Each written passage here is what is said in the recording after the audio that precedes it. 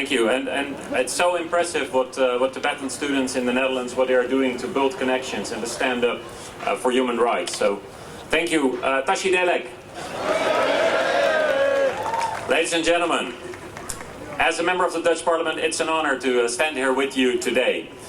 And today, of course, we remember March 10th, 1959, the start of the uprising against Chinese rule in Tibet. But I also want to remember March 12th, the Women's Uprising Day, when thousands of women gathered in front of Potala Palace, starting non-violent protests true to the Tibetan values. Gurten Kusang led such a demonstration. A mother of 6, a leader of women. She was peaceful and yet determined to speak out for Tibet. Later she was arrested by the Chinese and executed by a firing squad. The uprising was quashed, but Tibetans all around the world have shown that you cannot quash Tibetan spirit.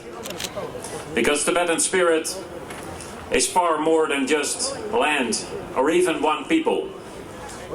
It is something about the whole world. And the struggle for Tibet's freedom did not end in 1959. It goes on today when Tibetans face new forms of oppression. Today the Chinese government does not even allow the name Tibet anymore. The government forces children out of their parents' home at the age of 4. 4. To go to boarding schools. But this effort to erase Tibetan culture and identity will not succeed. It will fail. Yet it is a crime against humanity, and governments around the world must speak out and take action.